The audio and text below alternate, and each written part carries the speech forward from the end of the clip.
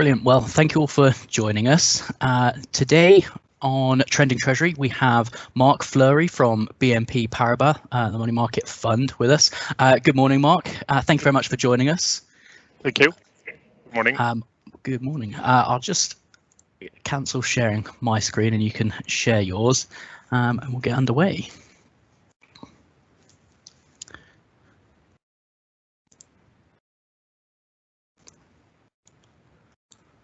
Okay, just let me share my screen now. And that's the one. Yes. Can you all see it? I can't just yet, actually. There we go. Yep. Fantastic. Yeah, brilliant. It's been an interesting time for money market funds recently, as rates have got lower and lower. What's your take on it, Marc? How low can they go, really? Yes. Well, on this page 3, which you hopefully all can see, you have an illustration of the level at which UK T-bills are trading right now. So you can definitely see when the COVID crisis started, this huge downward pressure that we're facing, bearing in mind that UK Treasury bills are key in managing money market funds, because these instruments are being used to manage, for instance, a big part of our overnight cash. And when you consider that on average we have, let's say, 20, 30, sometimes 40% of our cash, which is invested very short term, either overnight or weekly, consider that more or less half of our portfolio right now is already yielding negative. And that's why we're facing this huge downward pressure on yields, which you can see within the whole industry. So you have on this page, on the following page, just a snapshot on how net yields, so that's the second column, on how net yields were at the beginning of January.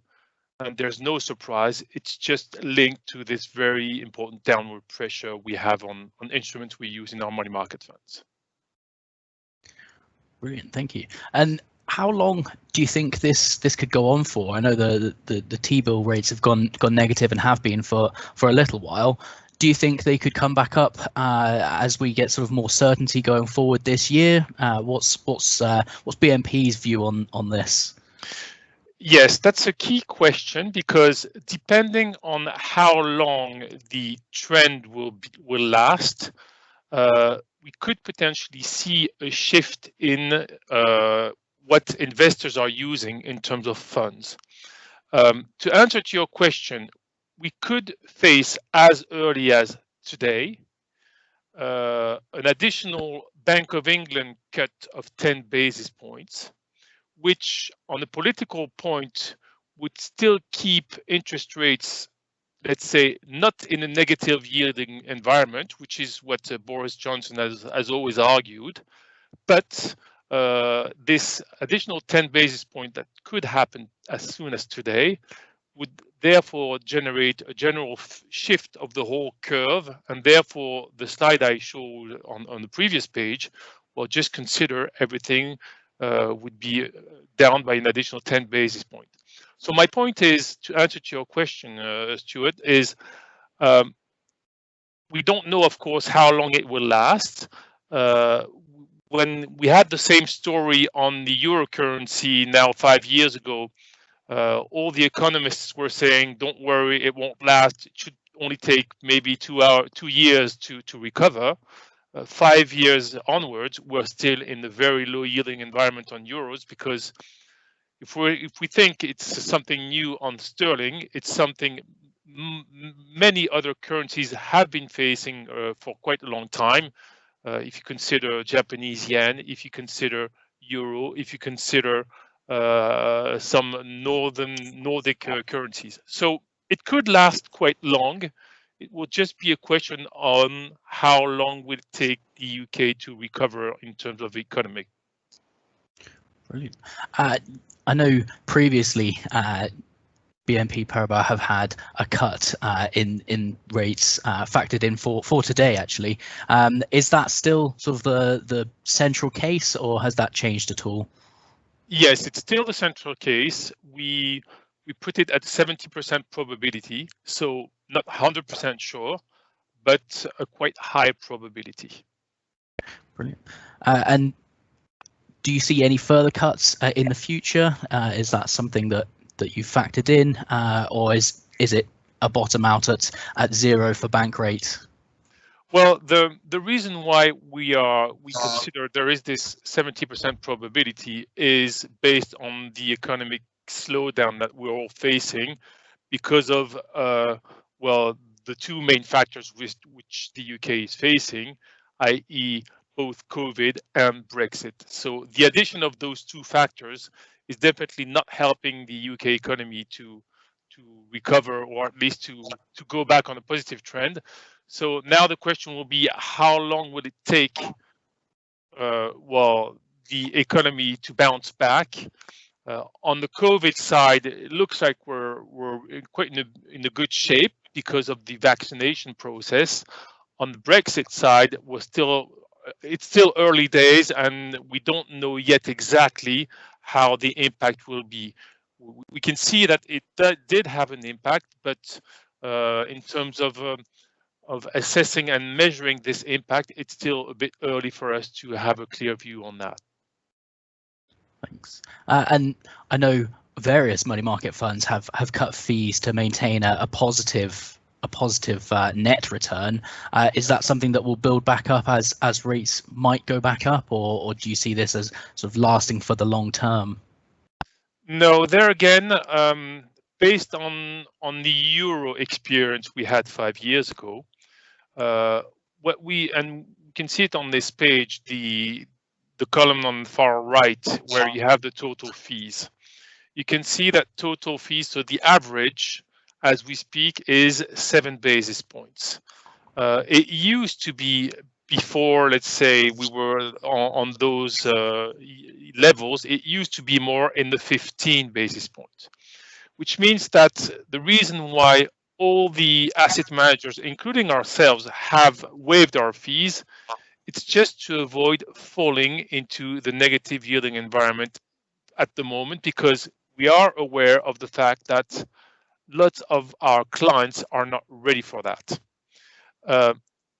Regarding fees, we have all waived our fees. I can't talk on behalf of my competitors, but what I know when it comes to ourselves, we currently charge 4 basis points of fees, which is not sustainable, because if you keep in mind that when it comes to fees, we usually split our fees in two. So you here have the total fees, but those total fees are usually split in two. You have what we call the administrative fees, which are fees that we pay to external counterparties, such as the auditor, such as the accountant, such as the valuator, the transfer agent, which we pay out. And we have the management fees. Those 4 basis points you can see on our fund are only the administrative fees. So those are fees that we're paying out.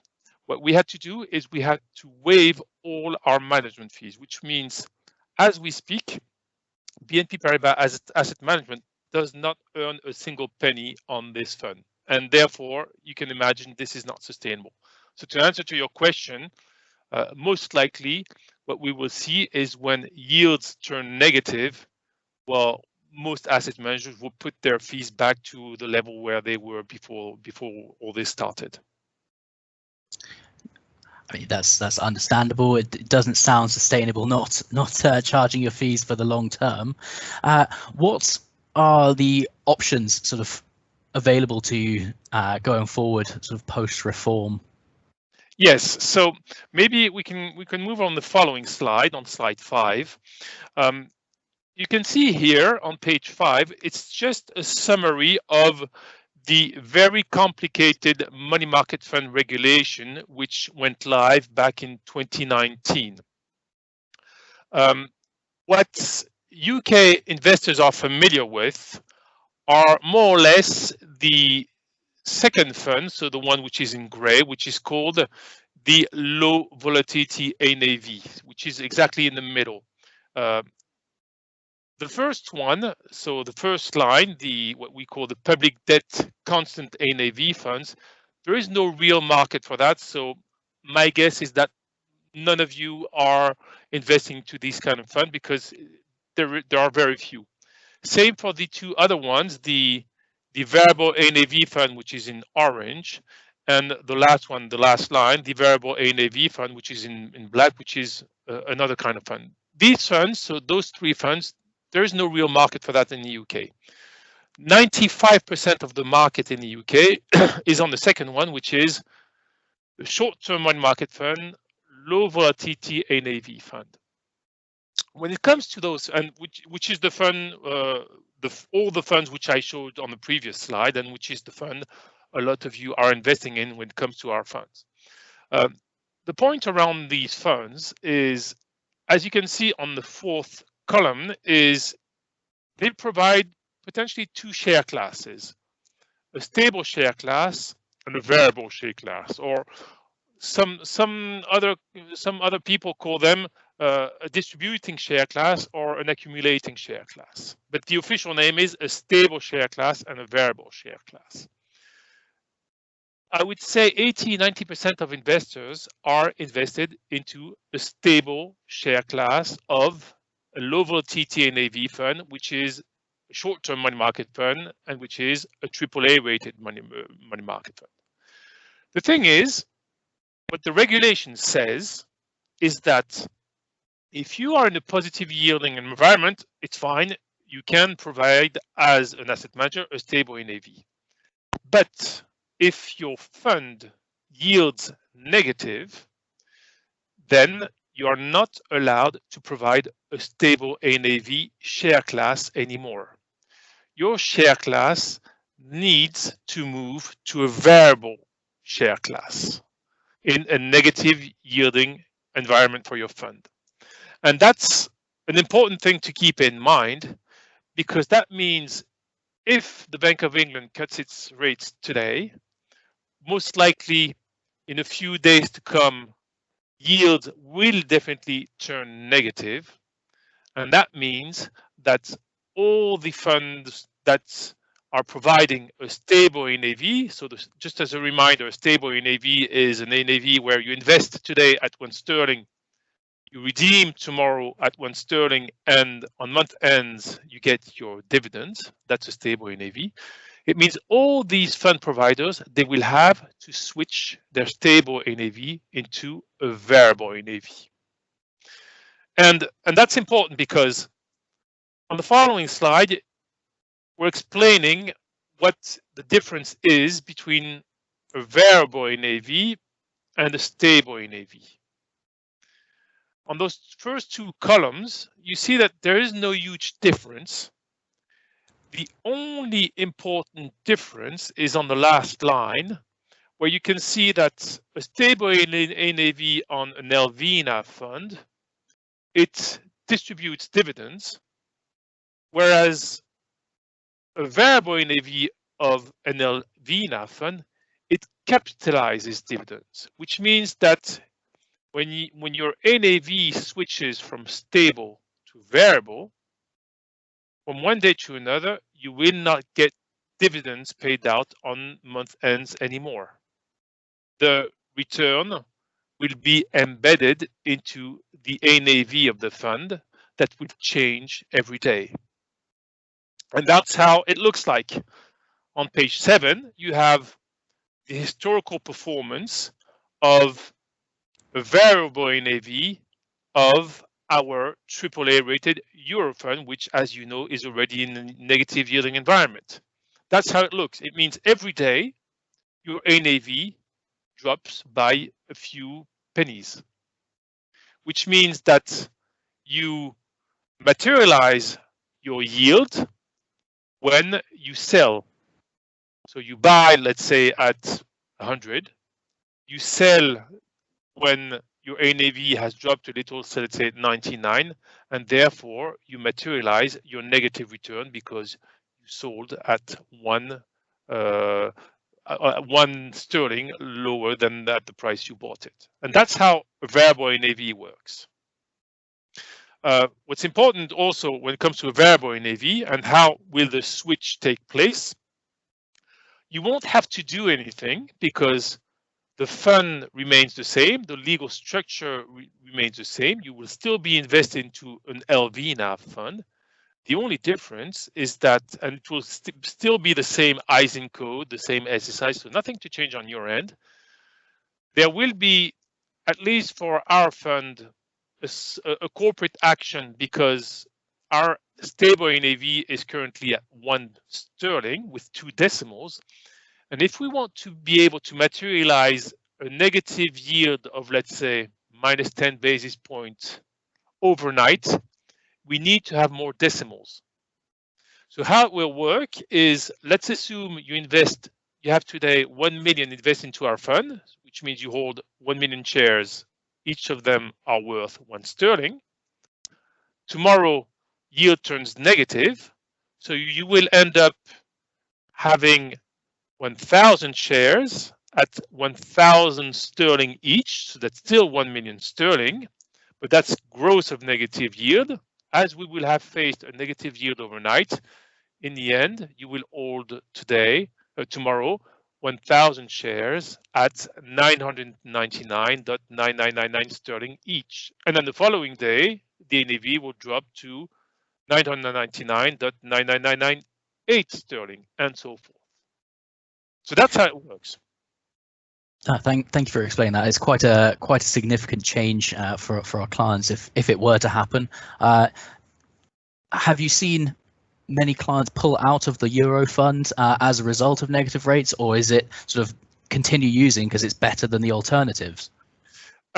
Yes, we have, and that brings us to the following slide.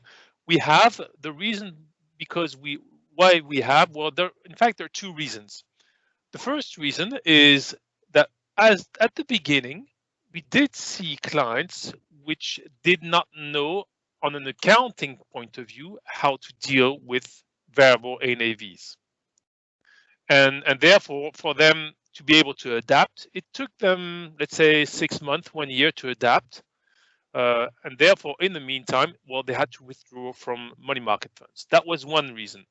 The second reason, which we're highlighting here on page 8, is when you have such a move, what we tend to see, and it's still the case today, banks tend to floor their current accounts at 0 because for them, providing, for instance, a current account at 0 on sterling when yields are minus 10, it doesn't cost them too much. It gets a bit more tricky, for instance, on euros when rates are at minus 50, or on Swiss franc when yields when interest rates are yielding at minus 75, because then it costs them a bit more.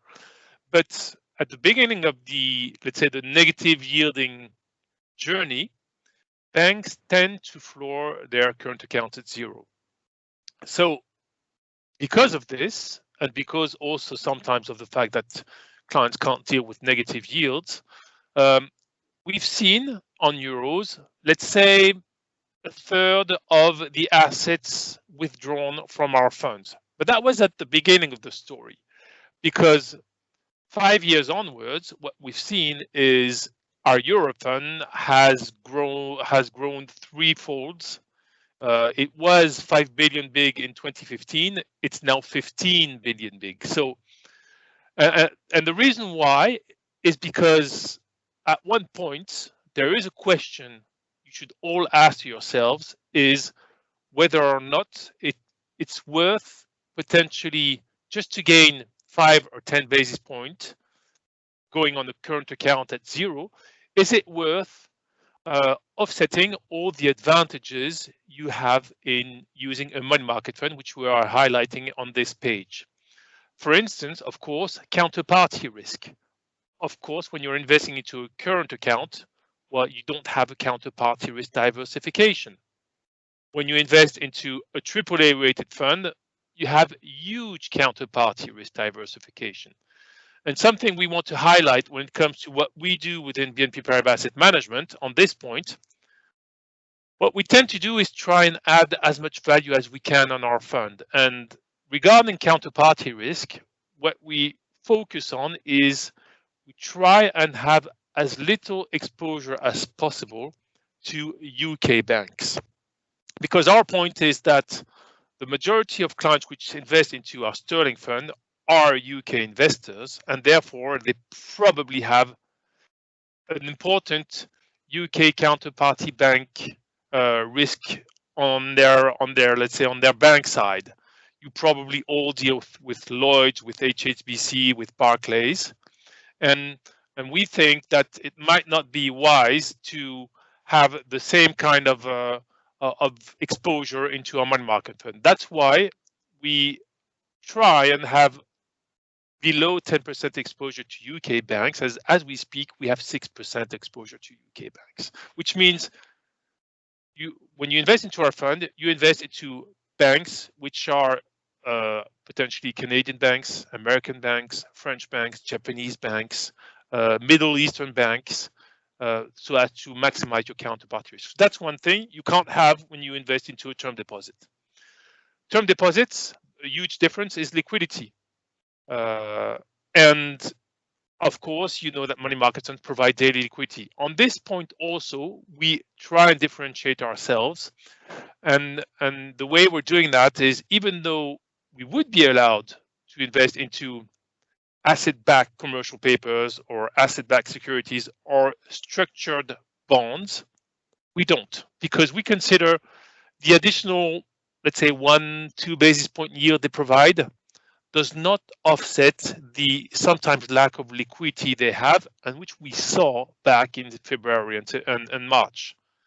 So we try and focus on liquidity, not on gaining an additional 1 basis point here and there, because we think those instruments are not meant for that. And then, of course, the usual topics around the differences between term deposit and money market fund. Trading, of course, if you invest into a term deposit, a 1 week term deposit, you need to roll your position every week. You need to potentially negotiate your rates every week, whereas money market fund, you just invest and redeem when you need your cash. And a very important point, which is very important within BNP Paribas Asset Management, is the ESG component.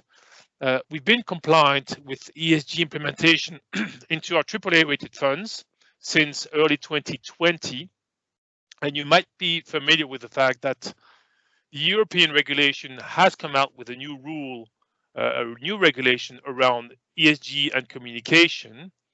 Happy to share that later on, but bottom line is that we are compliant with Article 8 of the what we call the sustainability regulation of the European rule, which means that all our funds have an objective of maximizing the ESG component, which means environment, social, and governance issues. And those things, well, you can't have them when you're using a term deposit. Brilliant. Well, ESG is certainly something that's coming to the fore in most local authorities, so that's good to hear. How does it work with the money market fund? Is it sort of integrated at the start of the process, or is it sort of throughout? Well, there again, I can't talk on behalf of my competitors. What I know when it comes to BNP Paribas Asset Management, it's integrated from A to Z, which means that, well, first of all, to make things simple, first of all, we have a group policy where we want to abide by different kinds of regulation, which is quite common even within our competitors. For instance, you don't want to invest into a certain number of sectors. You don't want to invest into securities. So there is a list of securities which is issued by the UN on which you don't want to invest in. So that's the first step. Where we definitely are ahead of the industry is we have implemented for all the securities we hold in our portfolio an ESG analysis, because we have a sustainability center with 20 analysts which have their view on all the securities we must hold within our fund, and that applies to all the funds, be it an equity fund, an emerging debt fund, or a money market fund of BNP Paribas Asset Management. And once we've assessed this, the ESG rating of a security we want to buy, then we rank them. And our point is, of course, to have a portfolio which has an average ranking much higher than either than their benchmark when it makes sense, or an absolute level, which is the case in our money market fund because our benchmark are overnight rates. So you can't compare our portfolio holdings to a benchmark. So we compare it to Sonia, for instance. So what we want to do is to have an average rating, ESG rating in our funds, which is higher than that of the average of 50. And that's a process which is a day-to-day process, which is monitored by our risk department, which is monitored by our sustainability center on a daily basis. So this is all integrated within the current fund. You don't anticipate launching an ESG money market fund in itself. I know a couple of other money market funds have done that. You just keep it all in the one place. Well, there are two things. You have ESG, and there again, we are ESG, let's say, embedded within all our funds.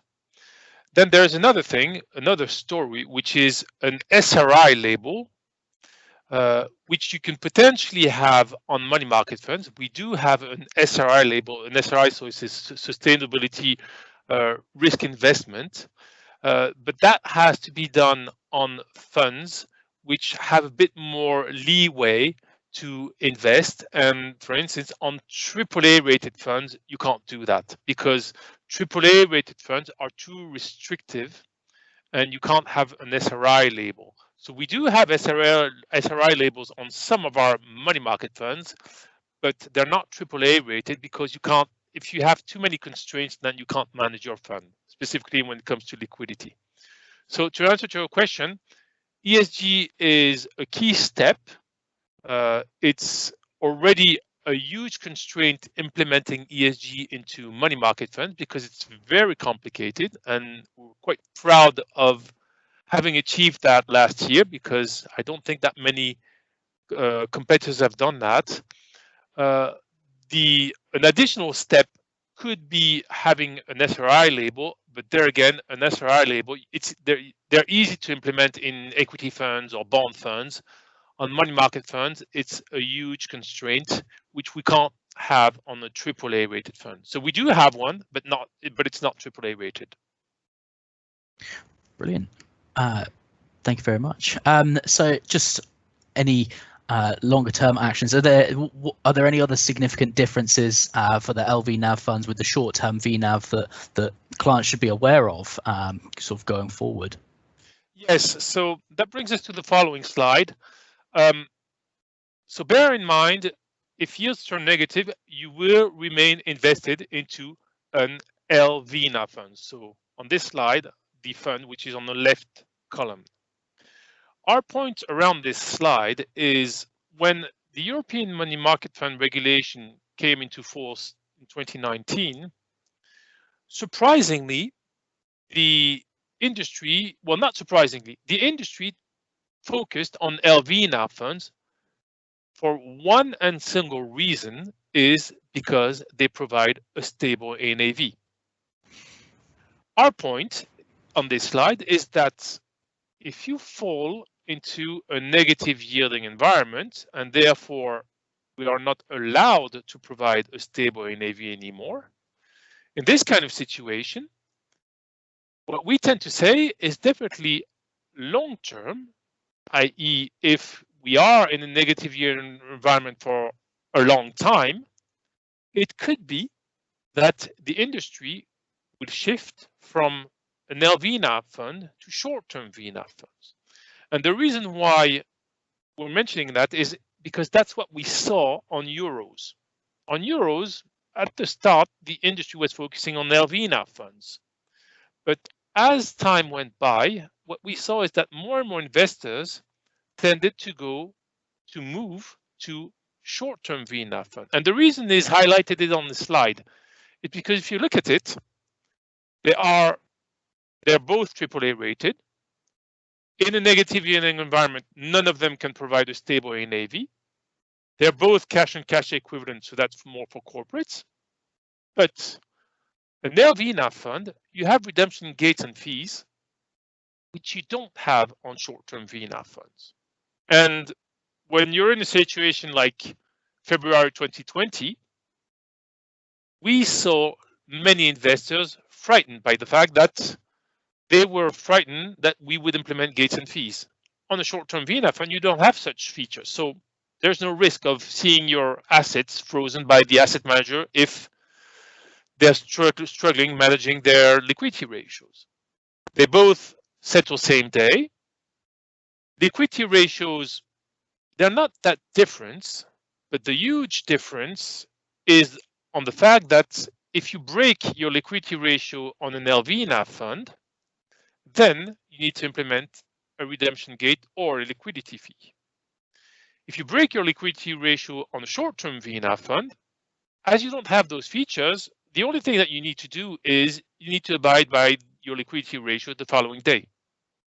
So if you look at it this way, because of those liquidity ratios and the impact it would have to break those thresholds, on average, you have much more cash which remains uninvested in an LVNAV fund than in a short-term VNAV fund. And therefore, you see the difference in terms of performance. On average, for funds which have the exact same risk characteristics, same maximum WAM, so credit risk, same maximum duration risk, same maximum counterparty risk diversification, you have a spread in terms of performance of 7 basis points. And all this, if you look at the last line, for the same risk, because the volatility is exactly the same. So what we're highlighting here on this page is if we stay in a negative yielding environment for a long time, what we can potentially see is a shift of the industry from an LVNAV funds to short-term VNAV funds. The thing is, as we speak, there are very, very few short-term VNAV funds. We had one 6 months ago. We decided to close it because there's no market for that. Of course, 6 months ago, when we closed it, well, we started the process a year and a half ago. We weren't in the COVID situation, so maybe we were unlucky on this one. But what we might see is a shift towards short-term VNAV funds. Brilliant, thank you. It'd be interesting to see what happens at midday today when the MPC's decision comes out. The Arlen Close view is contradictory to the BNP view. Actually, we don't expect a cut today, but it'll be interesting to see what happens going forward. If anyone does have any questions, please pop them in the chat. We'll address these now.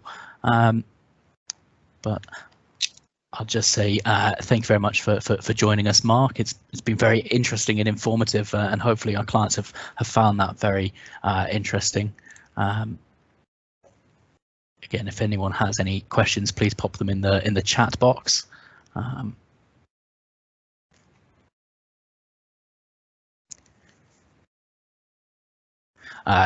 As far as further rate changes, Marc, do you see rate hikes later on this year at all, or even next year? How far out does the BNP Paribas Money Market Fund forecast? Well, a good illustration is how the sterling forward curve looks like, and it's flat. So it means what the market is expecting is nothing really. I think there are more in a wait and see situation, but we know there is already uncertainty on potentially today's rate levels. So going forward, we don't expect things to be. We don't expect an additional rate cut by year end. I see a question has popped up. Yes, I can answer on this one. The question is, why has there not been such a move to short-term VNAV funds before? There are two things. The first one is a question of habits. Having a stable NAV is very handy when it comes to the accounting side of your activity. That's one thing. The second thing is, if you look at how the industry of asset managers looks like, you have a majority of asset managers which are Anglo-Saxons, if not Americans. The thing is, in the US, you don't have the same regulation as in Europe, and you don't have this split, those two different share class, those two different funds, LVNAV and short-term VNAV. And American asset managers, more or less, they don't have those short-term VNAV features, and therefore they don't manage them. And to be honest, I think it's just because they, let's say, rule 80% of the industry, they haven't focused on those funds. What we saw is that on euros, well, there was not more choice, so we did see the shift. So it's just a question of, let's say, having the information and having the products. Brilliant.